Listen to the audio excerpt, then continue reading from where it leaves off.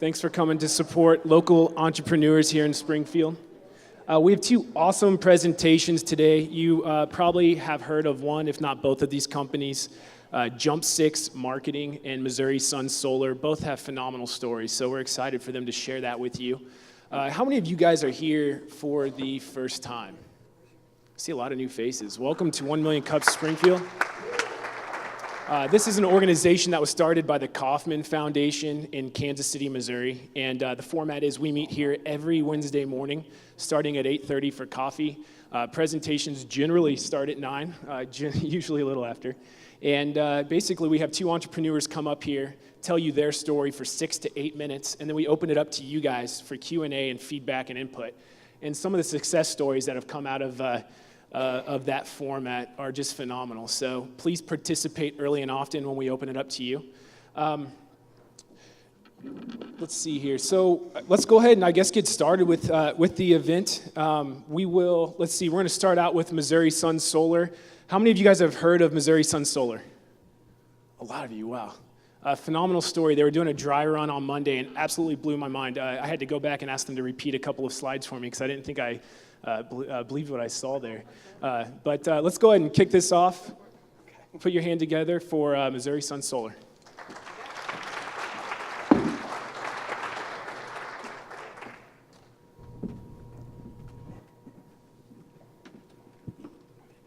Awesome.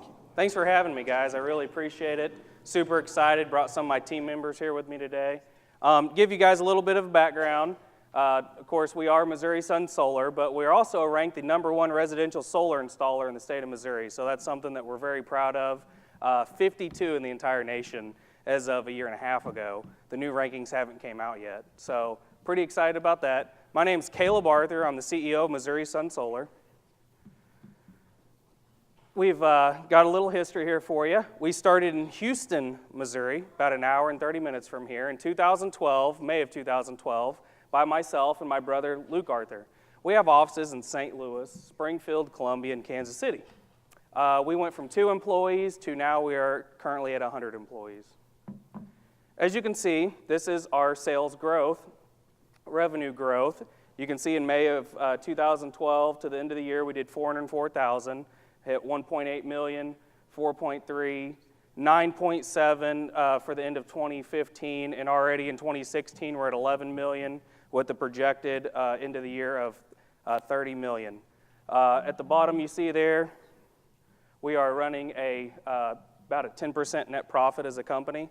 In a little bit we'll go through about what we do with that profit. This is a really cool job that is near and dear to my heart. This is Greenfield, Missouri's high school. They did the high school, the elementary, and a couple other buildings. Their cost was $795,000, which was through a loan through the state of Missouri, Department of Energy, so they really didn't have to take any immediate taxpayer money out of the school. But look at this number, $2.5 million in savings over the 25-year warranted life of the system. So that's really exciting. What did I do before I became the CEO of Missouri Sun Solar? For about 5 years, I was a police officer. I didn't know what I wanted to do in life. Always was in trouble in school. I was the kid that was always in ISS or getting in trouble. So there is hope for guys like me. Some of the struggles that I've had as the CEO of Missouri Sun Solar, when I first started, I didn't have any funding to start. So I had called my brother, said, hey, you know how to build websites and do Google advertising, some of these other things, right? He did. So we teamed up, and it flourished, and we had a lot of customers, got super excited, and it took off from there, and he stayed on board ever since, and now is the COO of Missouri Sun Solar. Had to beg my grandparents for the first $13,000 loan I needed. Customer gave me a deposit, still didn't have enough money to fully order all the equipment. So I went to my grandparents and said, can I please borrow $13,000 to install my first system? I promise I'll give you the money back. And that's how it started. I had never owned a business before. I grew up in a family-owned business, but I'd never owned one or been responsible for one myself. No formal training or education on solar. It was something I built a straw bale house while I was a police officer, bought some solar panels, taught myself from YouTube videos and reading books on just how to do it. It was just one of those things that was super interesting to me. I was financially broke. I had absolutely no money reserved from being a police officer. When you make $9 an hour, you don't exactly create a huge slush fund of cash. Some of the newer struggles I've had since starting Sun Solar is big oil and coal always unfairly attack solar because they are the industry that is going away as the future comes, and so it's very hard for them to give solar a fair chance. Now, that being said, over 80% of the new energy that's been put on the grid beginning in 2016 has been renewable energy. The other remaining parts, natural gas, and no nuclear or coal-fired power plants will ever be built again in the United States. Lawmakers not taking away barriers for solar. There are certain artificial barriers from the state law that keep bigger commercial properties from being able to invest in solar. The Walmarts, Targets of the world are building out massive amounts of solar right now, and Missouri's kind of been left behind. Knowing our planet is on a path to destruction, we have certain scientists now, over 97%, that talk about global warming and climate change and what that's going to do to us, so that's been a struggle for me. So there's even cities and homeowners associations and counties that are against solar throughout the United States. So that's always been a struggle. This is kind of something funny I found on Facebook 6-7 months ago whenever the news hit that a city had actually banned a solar farm going in because one of the city council members was afraid it was going to pull too much energy out of the sun. Yeah, that was my thought. So how we find talent, people always go, how do you go from 2 employees to 100 employees, stay profitable, do all these great things? Well, it's first about finding passionate people, but we hire unemployed people that are eager to work. There's plenty of people that through the recession have been job displaced that have pretty good skill sets that just need to be cross-trained to do what we do. Hiring veterans. They already come with the structure and discipline built in, so that's one of the things that a lot of employers gripe about is that they can't find people with that structure. Well, hire a military veteran, it's built in. Finding people with a passion about solar or making the world a better place. What better drive do we have to wake up in the morning and be able to go to a job and actually make a difference on theoretically saving the world? Why is solar so popular now? Because solar saves you money. It actually saves homeowners and businesses money. Guaranteed, banks finance, banks back it. 9 to 12% returns on investment can beat pretty much any 401k out there. This is for our rural co-op customers. They see an average lifetime savings of $42,000 after the system's paid for. How durable are our solar panels? Well, we decided to drive one of our cars over one, and it didn't break. So people always ask about hail. Figure, let's drive a car over one. So, as I said earlier, what do we do with our profits? I don't need millions of dollars to survive and live. I was used to living off $9 an hour as a cop living in a straw bale home that cost me $37 a square foot to finish. So I had a buddy that was one of my training officers when I was a police officer, and he became the director of the Texas County Food Pantry. He called me one day and said, "You guys interested in donating solar panels?" I said, "Not really, you know." He said, "It would really help us." He said, "We have a lot of costs. We have walk-in freezers, walk-in fridges. We have to store food for the people we help feed, and you'd be doing the community a really big favor." At the time, I probably didn't even have 50, 60 grand in the bank as a company. But I decided what I'd do is I'd get my customers to help me invest in the system. So what we did was we went out to our customers, said everybody in a 60-mile radius that signs up and goes solar, we will donate a panel on your behalf to the food bank. So that ended up winning us a national award through Solar Power World. And Adam, who's sitting in the second row here, and his lovely wife, went out to California to accept one of 2 national awards that were given out for solar charity work. Also, we did a 3 kW giveaway to the Drew Lewis Fairbanks here in Springfield. We did a kind of a grant process giveaway. They signed up for it. They were chosen and won. They do really great things here in town.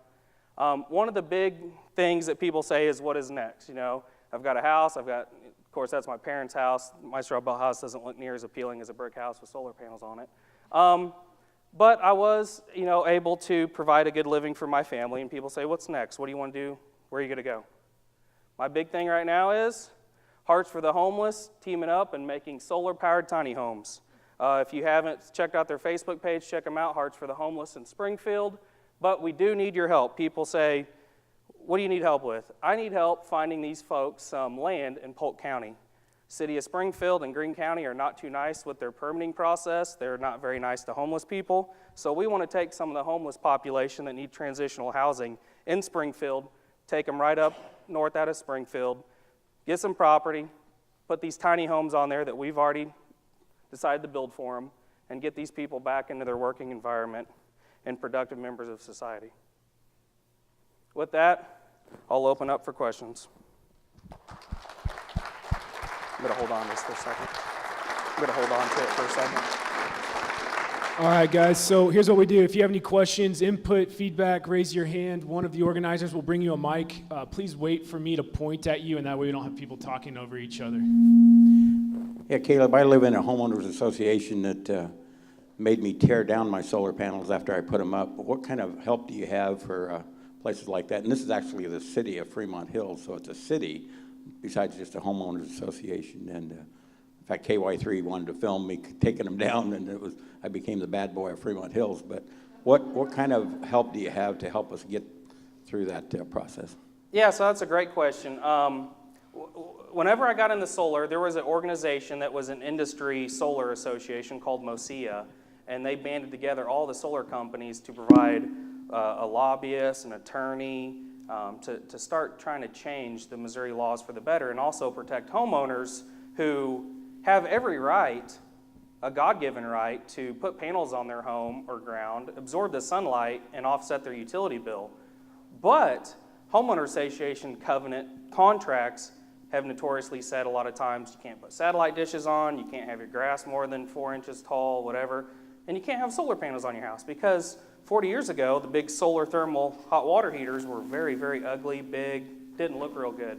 So what we did was we teamed up with the Homeowner Association for Missouri and said, we want to introduce a bill that will bar all homeowner associations from keeping people to go solar, and they agreed.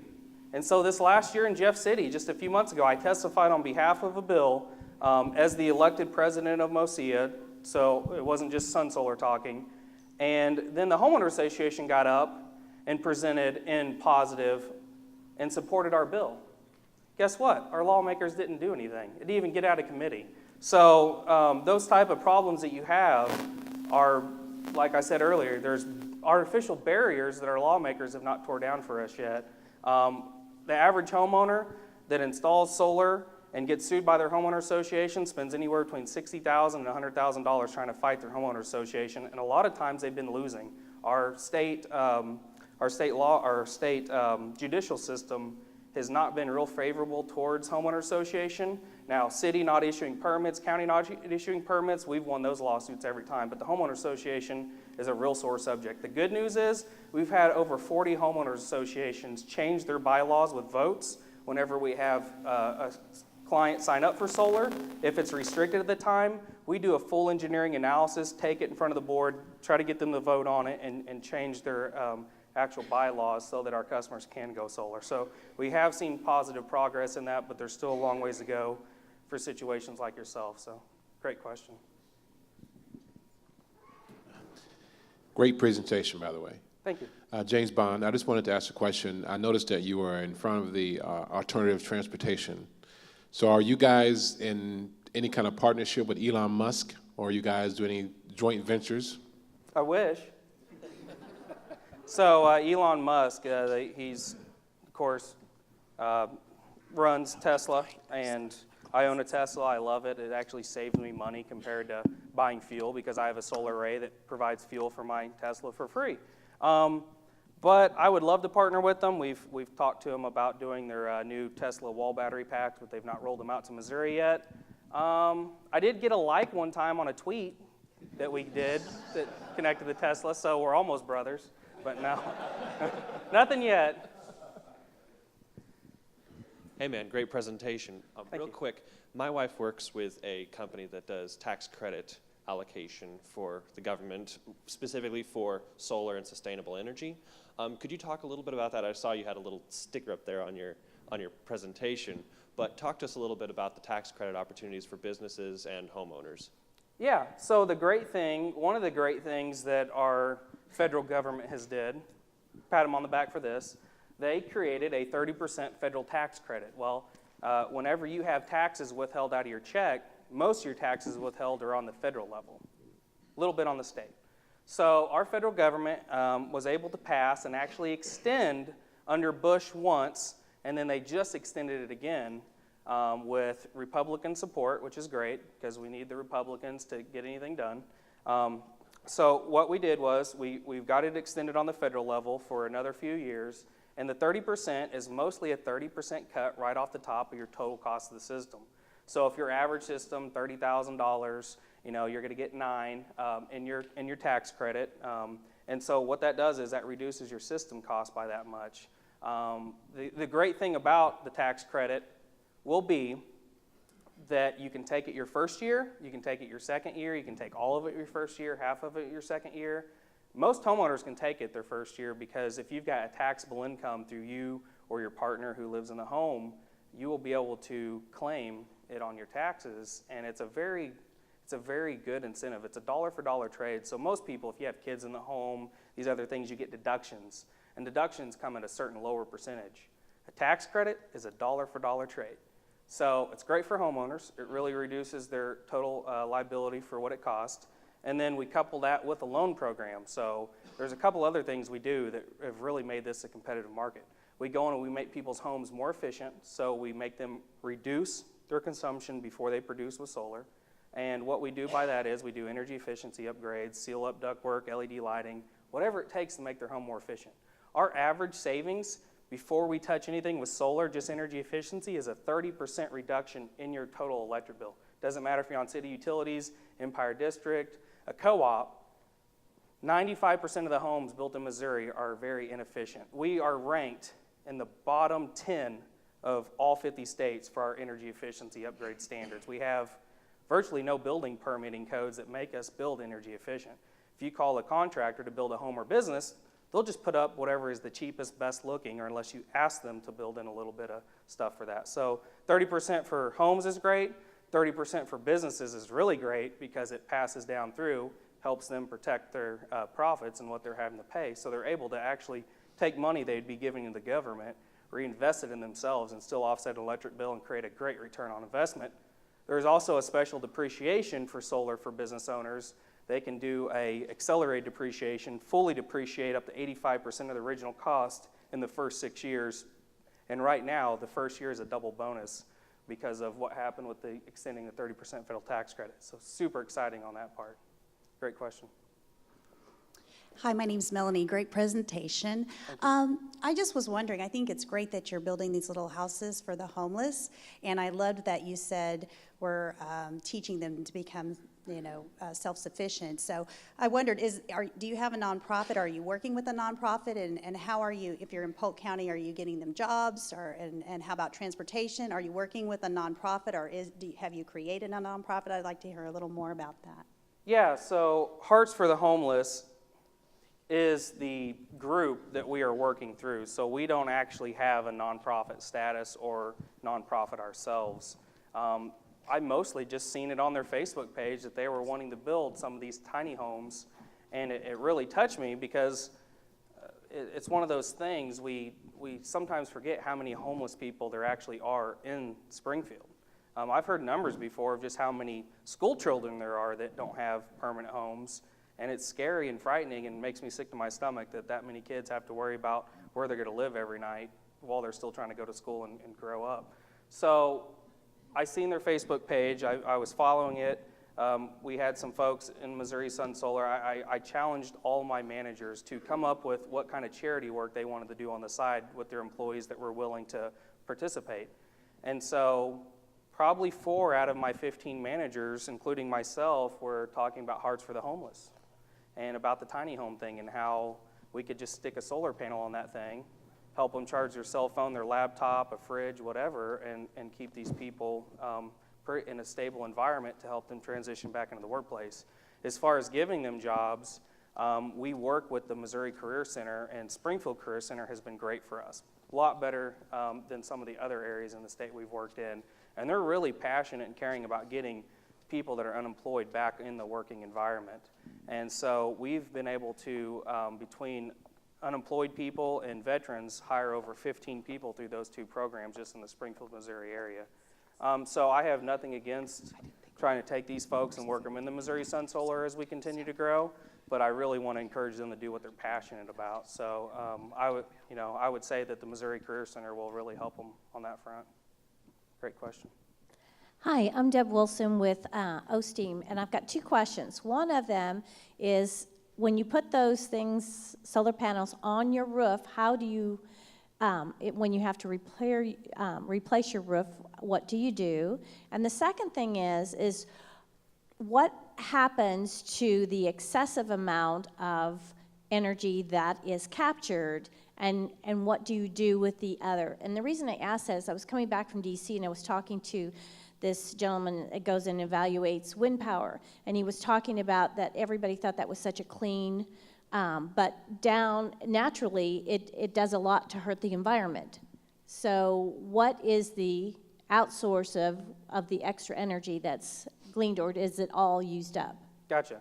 So great question. Wind or solar, I can tell you that renewable energy is never more harmful to the environment than what we're doing with burning natural gas or coal.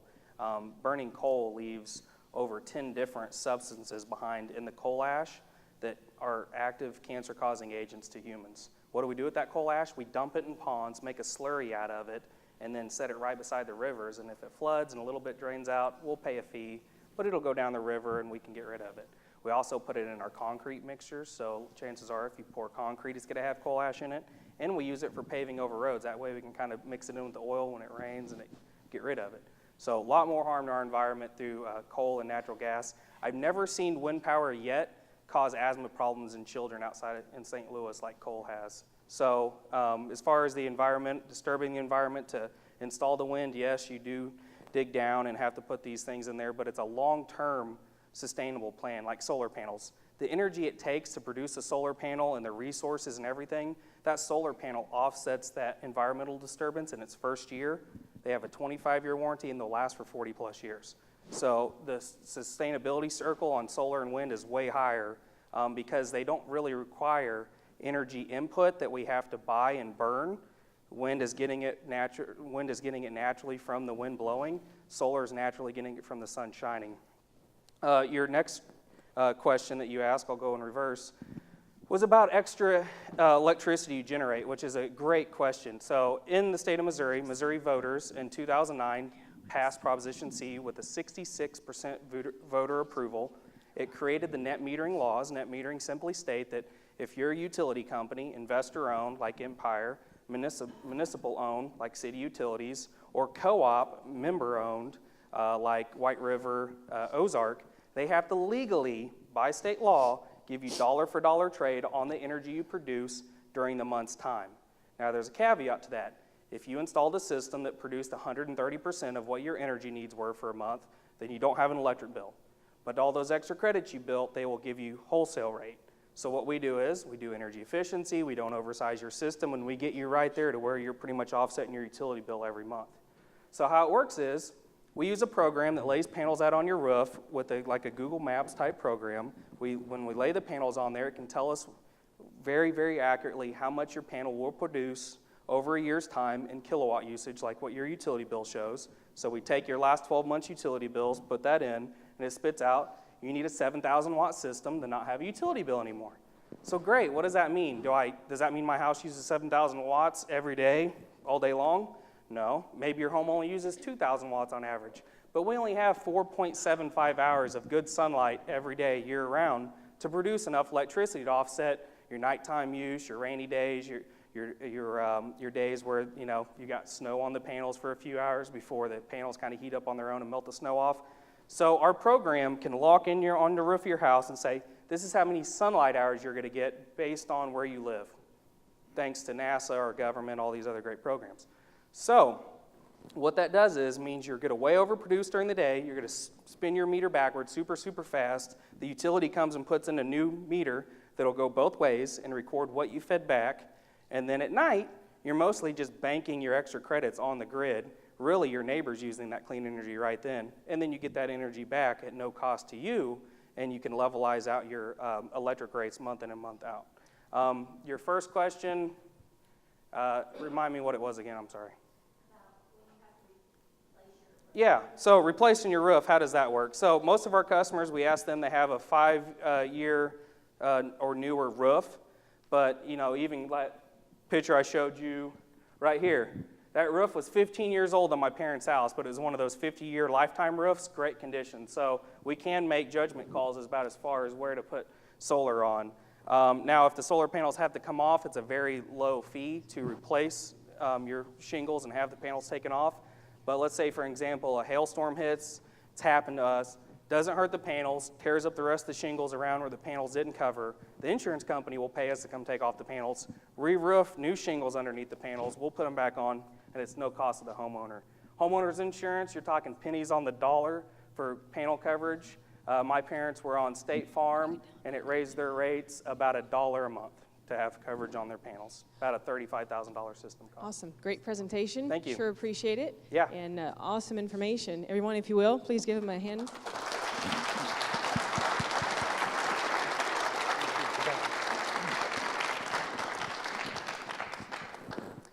Great job, Caleb. Thank you so much. I'm really impressed with what you're doing to help others.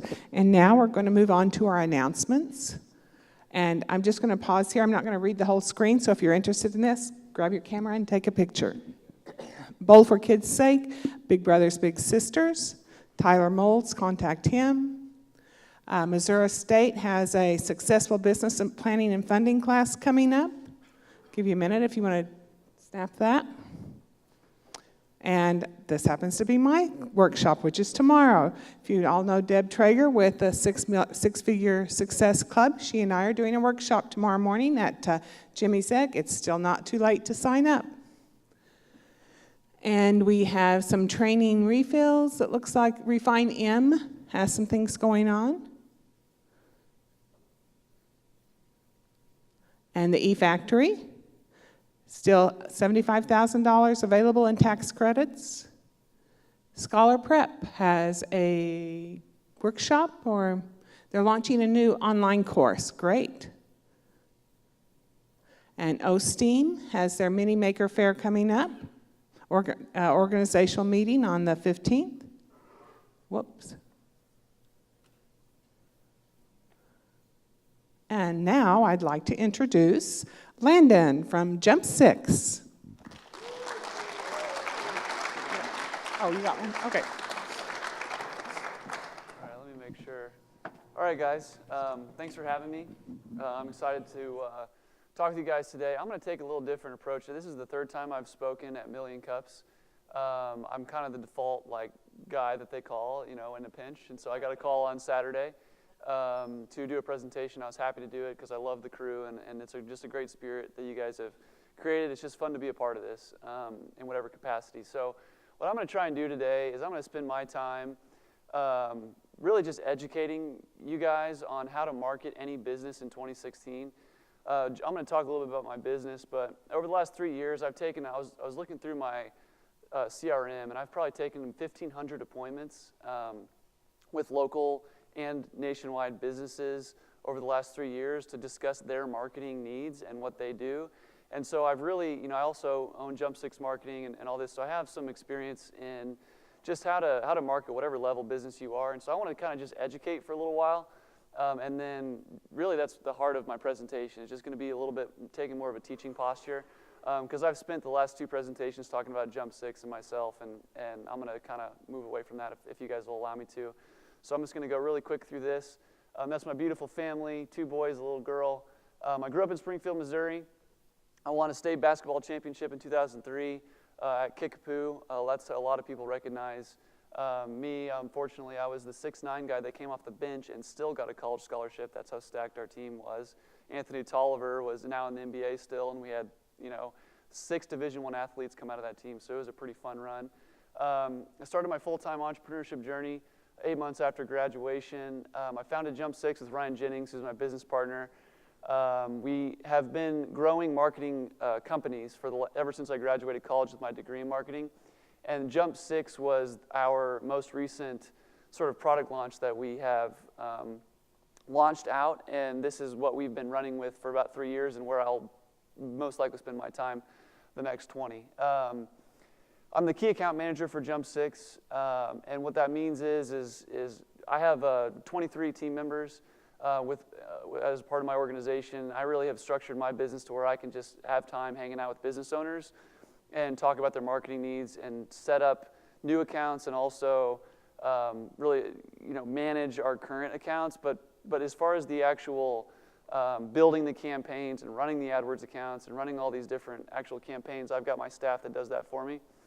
So a little bit about my company. We have 11 offices across the U.S. We're launching 2 more markets in Texas this year.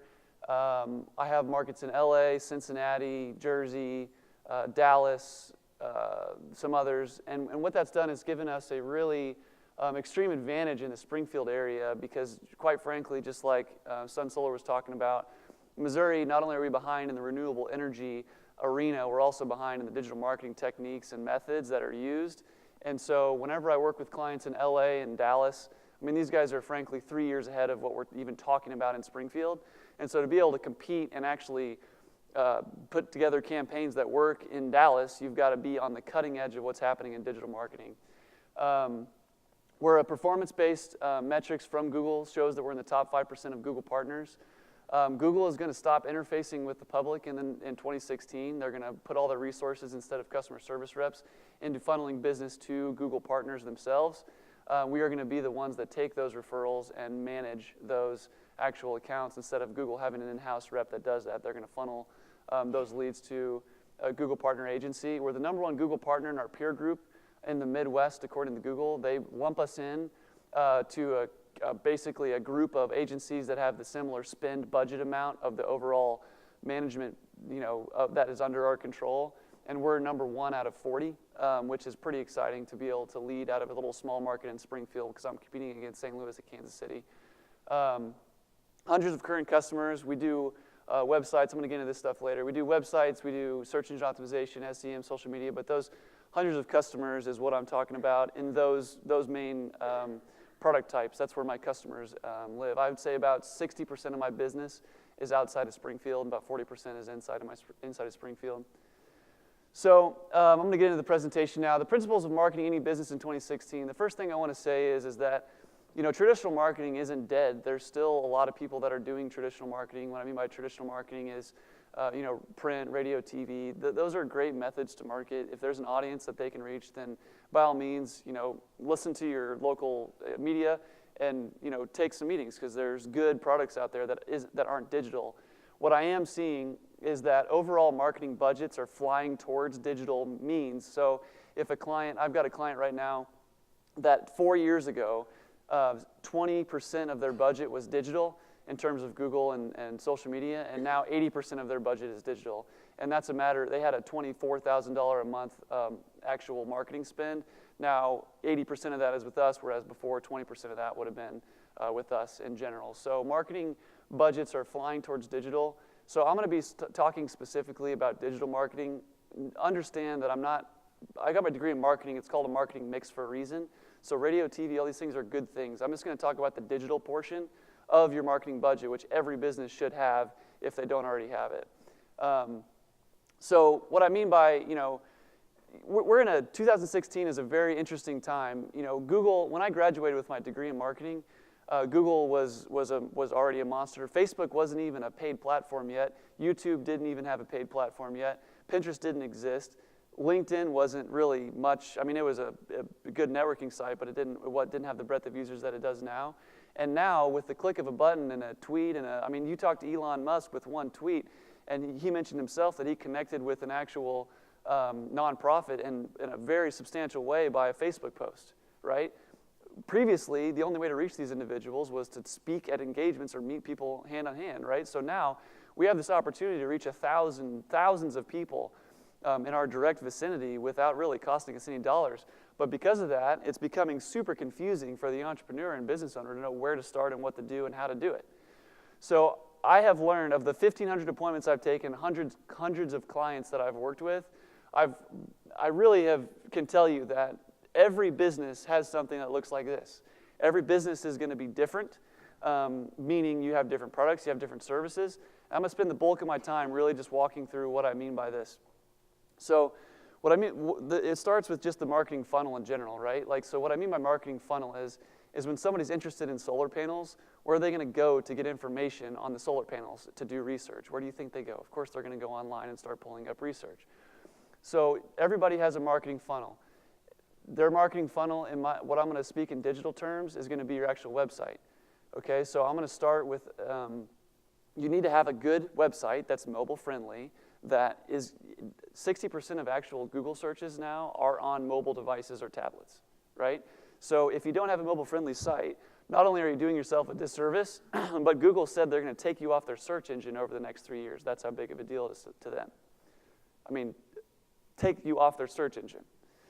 Not a small thing. All right, so what I wanted to explain here is really a good website needs to segment your audiences. So, you know, one of our clients is Brick and Mortar Coffee. They do wholesale coffee, and they also do, they have a consumer actual, you know, sipping room, whatever they call it. Those are really two different audiences with two different messages. Everybody has different audiences with different messages. You know, Sun Solar has a commercial line of thinking and communication process, and then their residential is a completely different part of marketing, right? So you need to have a website that has all your audiences defined, so you're not talking to your commercial people about residential and vice versa. You need to have a clear marketing path from beginning of the funnel to the end, right? And you need to segment those audiences. A lot of people don't understand this part, and it's a big difference, and it'll take your conversion rates through the roof if you actually understand this part, all right? So Google Analytics is the tool that everybody should be using to know what's happening on their website. It's unbiased. It's going to say, here's where all of your traffic is going. Here's where it's coming from. Here's what it's doing when it gets there. And if you have it set up right, you can tell exactly where your leads are coming from and how much you're costing per lead. So that's sort of the foundation. All right, you're going to hear me use the word foundation. If this isn't in order, don't even think about digital marketing.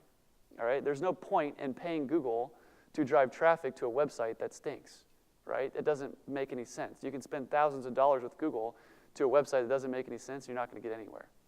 So if this is in order, then you move to, okay, well, how do I want to grow my leads, right? And what does a business want to get out of their website? Anybody? Leads or money, right? That's what we want. Every business has different sort of conversion goals. If you're doing things the correct way, you are tracking these to the penny of where every single one of these leads or conversions, what you're going to hear me call, we know exactly which method they came from and how much exactly we're spending on each lead. So if an e-commerce client comes to me, our metric is dollars of revenue generated, period. If a sales organization comes to me, our justification of return on investment is leads, period, right?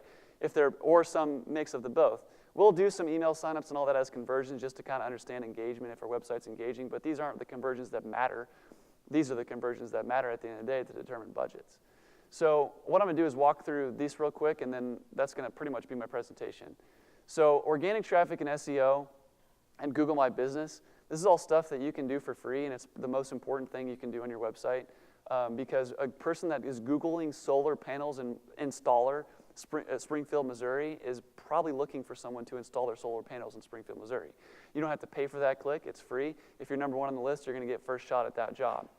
Google My Business is Google's version of the phone book, all right? Have you guys noticed that now whenever you Google a company, there'll be a listing that'll have different listings? Well, did you know that you can actually manipulate to be on the top of that list versus at the bottom of that list? There's a strategy that you can actually get on the top. I met with a client the other day that wasn't even on Google My Business, and then I met with them 30 days after. They had 90 inquiries upon installing Google My Business from 30 days later to their business. 90, right? Obviously, that paid for itself, and it took them 2 hours to set up. So this is organic traffic is obviously being number 1 or 2 or 3 or on the first page of the list when someone Googles your product category or the keyword that you're interested in. Paid is essentially paying Google for the clicks. It's a cost per click thing. Instead of being ranked on the list, this is sort of an immediate result. I want to buy all the traffic of people that are looking for solar panels in Springfield, Missouri, so let's do that today. So you pay per click, and then you track it through your funnel, and then you have these leads that come out called conversions, and then you say, oh, I'm paying $15 per lead, and I'm closing 20% of my leads, therefore my numbers are balancing out. Let's spend more money. Social media, that's a whole other deal that targets, it's a more targeted method of digital marketing that is almost a whole presentation itself. You guys understand social media. The scary thing is I can use keywords to target by people that are even sending private messages to each other. Hey, I just got in a car wreck today. What do I do? I can put together a collision offer for individuals that are doing collision, and I can target those individuals. Hey, I'm looking at solar panels. I can target people specifically that are mentioning that. And I hope it's okay that I'm using you guys as an example just because you just did the presentation. Email marketing, nothing's cheaper than putting together an email marketing of current customers that are interested in what you do, and then letting them know your new offers, your new services, your new launches, your new litigation that comes through for whatever you want to show. And then content marketing, this is a big topic in itself, but the idea is businesses work with the individuals that educate them. And so if you're putting out good content on the topic that you're supposed to be the expert in, and consumers are reading that information from you, they're more likely to buy from you because you're the expert, period. All right?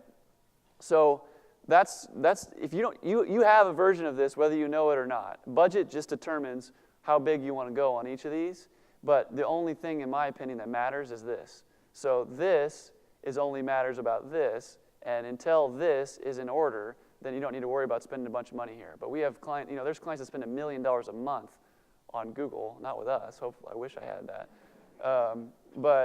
And they didn't get there by starting to spend $1 million a month. They started spending $5,000 a month, and then all of a sudden they understand that they can grow that way.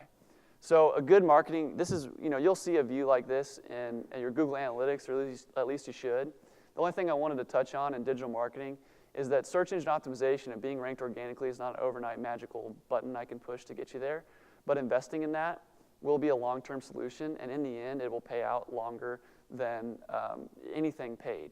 Because if I'm not paying for the clicks and I'm number one on the list, you're literally paying $7 to be on the paid ad or $0 to be on the one right below it. I would probably want to be on the one right below it if I had to. But remember, it's a long-term strategy. Paid sessions are where you pay per click. It's the alternative. So if you need leads tomorrow, then you do paid, because SEO isn't your solution to get leads tomorrow. You do paid and social. The downside of paid and social is if you ever cut your budget, you're taking your overall sessions and you're just going to drop them to the ground. Whereas SEO, the work that you've done, is going to outlast you. So if you cut your SEO here, you'll level off here, and you'll actually have value for the work that you've done, but it's longer-term strategy there. So we usually use an inverse relationship on budget, on what are we interested in and what are our goals and what's our budget, and that's how we determine what we spend and why we spend it that way.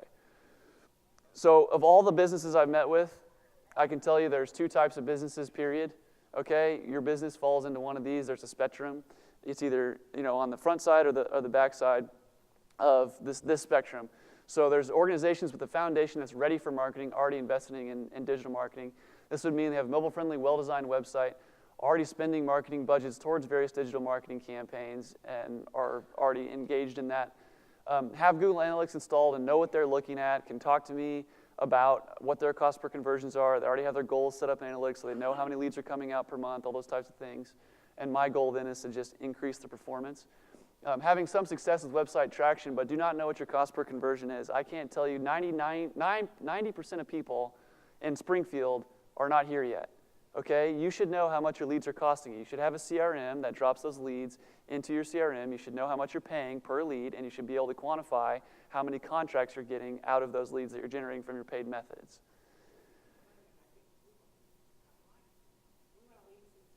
Okay, And I got one more minute and I'm done. Okay. So the only thing I was going to say else is the organizations with a foundation but realize they're left in the dust without one. So this would be a non-mobile friendly website, poorly designed, outdated site, or don't know what Google My Business is, or little no marketing budget, and don't know what analytics is or how it's used. And so, once again, we're all going to be doing some self-reflecting and sort of understanding where we're at on that spectrum, but then what? And so that was just kind of my way I was going to leave it, and then ask for some questions if anybody has any. Awesome, great. If you have any questions, raise your hand. And I think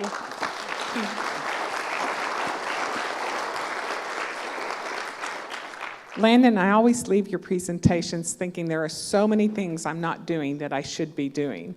My question for you right now is, you said that you were one of the top in Springfield. How do you differentiate yourself from the others?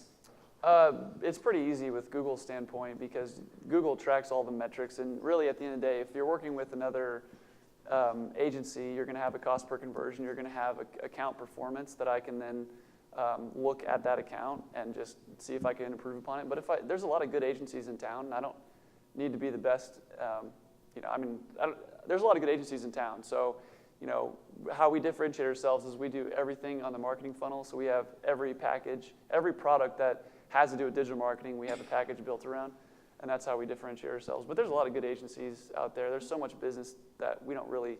I'm more interested in competing with the agencies outside of Springfield than I am from trying to take business from other agencies in Springfield. Thank you. Hi. Make sure I'm not stepping on anyone's toes. My name is RD. I'm with Mighty Sharp on Commercial Street. And this kind of dovetails off the last question, the distinction between Springfield and some other markets. So I've had a lot of conversations with people right here at 1 Million Cups and other places about this distinction. And there's an impression, and you can correct it if it's wrong, but that Springfield entrepreneurs, Springfield business owners may be more likely to devalue marketing or see it as a DIY thing, and they'll spend money for consultants in all their other areas, but when I can handle marketing, I can handle social media, or I can build my website on Squarespace, or this is something I don't need to spend that money on. Can you speak to that a little bit, whether that's your impression as well, and if it is, how you overcome it?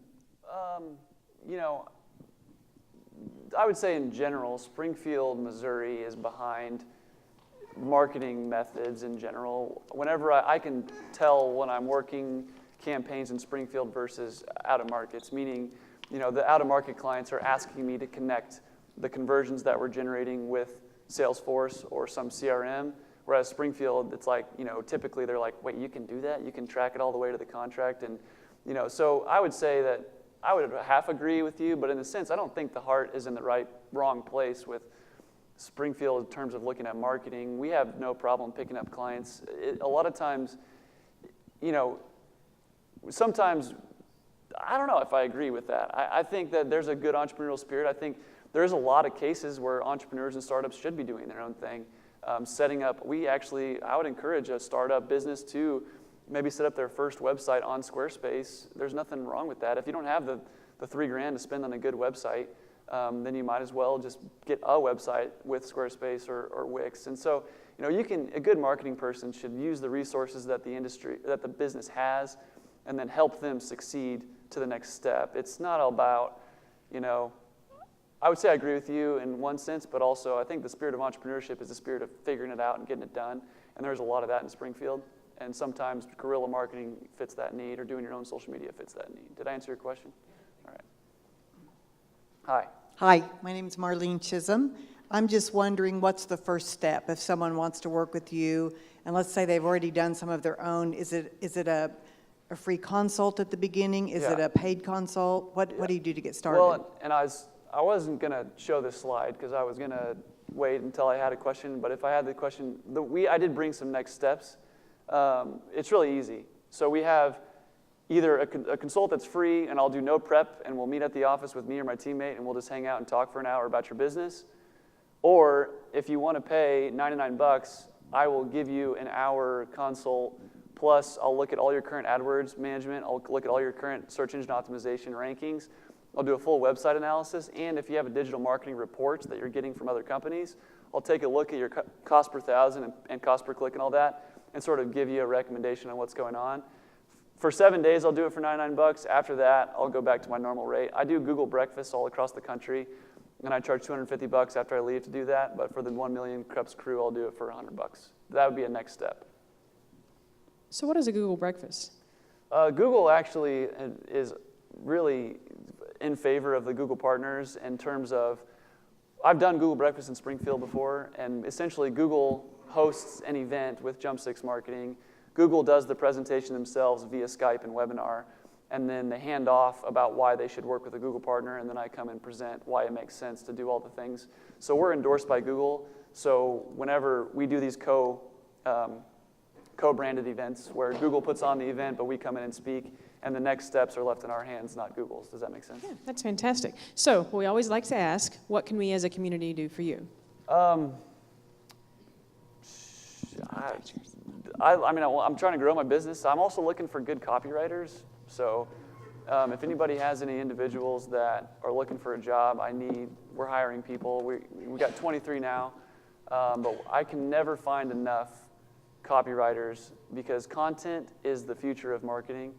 And if you're the person that's putting out good, if you want a job in marketing and you don't know where to start, copywriting is a most fantastic place to start. And I'm really hungry for that type of individual, and that would be a starting position too. That's not like a come in as an executive kind of position, but that'd be a recent grad of college or something like that. Sure. But Okay, great. Thanks so much for a Yeah. great presentation and all you do. Thank you. I'm so glad to see so many people, new people in the audience today. We appreciate you immensely, and I say this every week. If I have to close, I tell you that you're the reason we're still here, and that I always encourage you to bring your friends and anyone that you know to come in, because it's not only a great networking event, but it's also a great event to see what's going on in this community. And we had two entirely different presentations today. Sun Solar does an awesome job. I was so impressed I wasn't able to be here for Dry Run, but what a great business. And the same with Jump 6. I also wanted to let you know Database has an SEO program that's going to be tomorrow, and they still have a couple of spaces, so talk to Lisa. Is that correct? After we get done.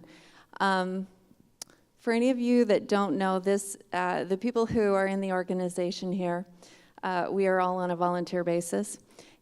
The organization kind of was started in Springfield with Sterling over here, Sterling Huff, Devin Dillon, Chad, and Rick, and then I came in the program, and then we've added people, as you know. In July, I'm going to be rolling out of this position because they like to have new people come in, but I wanted to let everyone know what a great experience this is for the people who are in this organization, because you get a chance to get to know your community, get to meet some great businesses, and get a chance to be excited about things that are happening. So if you don't see me up here, well, I'll be out on the mic, I think, next week. But if you don't see me up here fumbling around, trying to change screens, asking for help, it's because I am now going to be sitting in the audience with the rest of you. So please, this is a great group. Please bring your friends. Please come and participate with us. Springfield needs as many new businesses as possible. That's what runs our economy here. So I would like to thank all of you from the bottom of my heart. Have a great Wednesday. Bye-bye. See you next week.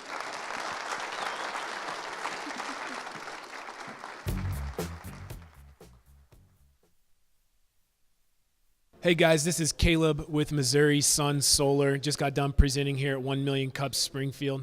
Caleb, awesome presentation. We actually had to cut the questions off. Just out of curiosity, what sort of feedback and input did you get today that you thought was helpful? The questions were very well thought out. There was a lot of passion behind the questions, and there was a lot of they've never really heard the answers to these questions, so it was kind of a new thing for a lot of people. It's not like, how does car insurance work or how does buying a car work? It was actual questions on, okay, if I generate extra electricity, how does that work with my utility company? What kind of dollar-for-dollar trade do I get, and all the things that go along with that? So it was a very well question-answer session, but it usually goes like that everywhere I go. It's usually people listen to a short presentation I do, and then I've had it go an hour and a half long on question and answer session, just because Americans, middle-class Americans especially, are hungry for the knowledge of how do I protect myself from inflation, how do I invest in myself, how do I actually create wealth for me and my family. And that was something that we were able to do as Americans 40, 50 years ago, really simply, but a lot of that's been lost due to manufacturing, shipping jobs overseas, just all the different economic things that have kind of turned against the middle class. And this is something that middle class Americans can actually grasp and get a hold of and invest in very, very easily. Awesome. So you're obviously not the only solar company in Springfield. We've actually had another one, maybe two others, present here at 1 Million Cups.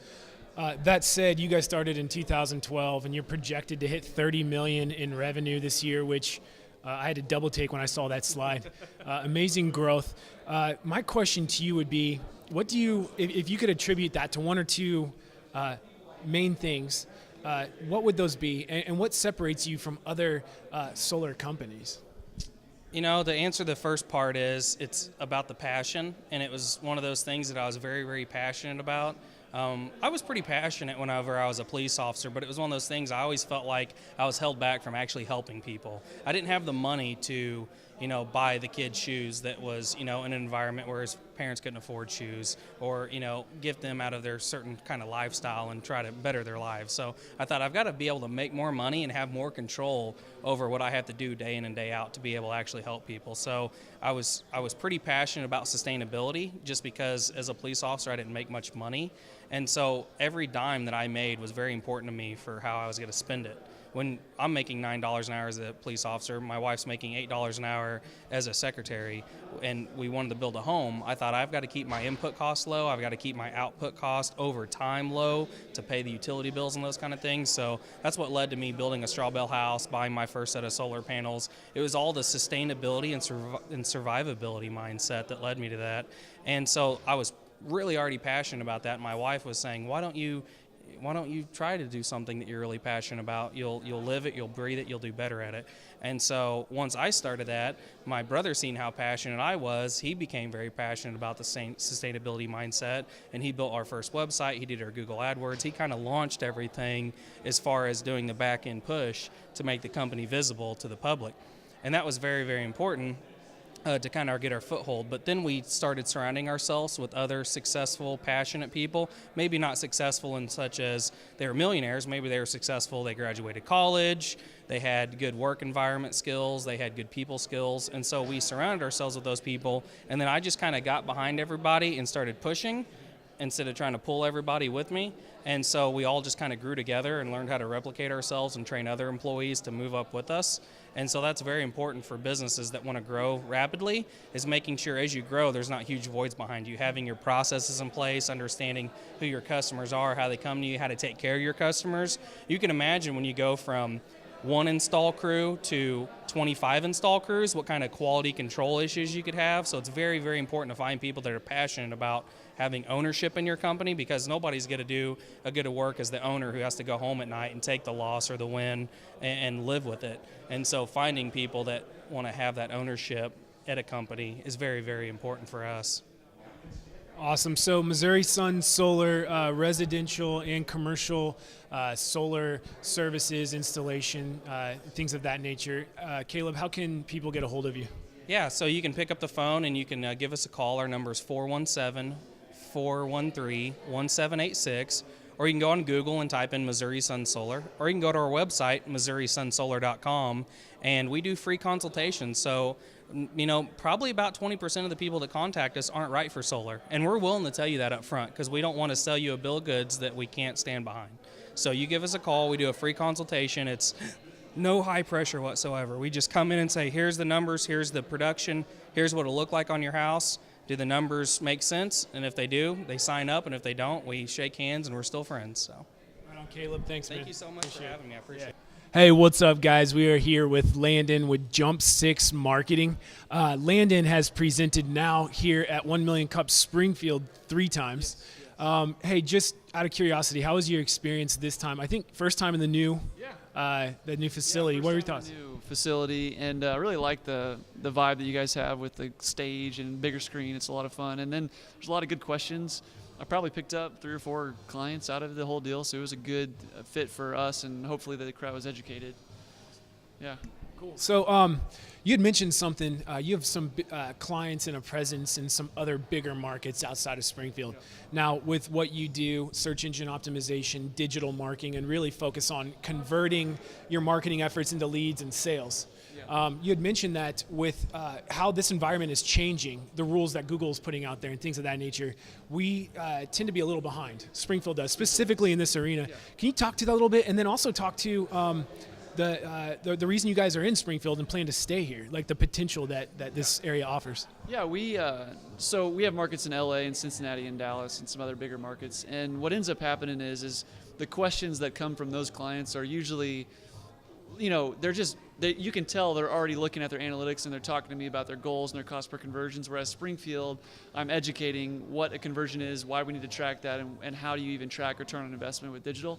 So just in general, they're just more ahead, but that doesn't mean that, they're more ahead than everything. We're in the Midwest, right? They're more ahead in fashion in any realm they are. So it's been a lot of fun to try and keep up with these Dallas, LA, Jersey firms, and then bring that knowledge to Springfield. And I love Springfield. This is my home. I'll be here till I die. I might even get into politics one day. I love it so much, you know what I mean? I really do love Springfield.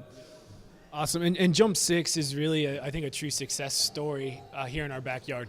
Can you just give us a brief 30-second when you started, what the original team was, what the team is now, and maybe the one or two things you contribute a lot of that success to? Yeah, sure. 30 seconds is a tough task.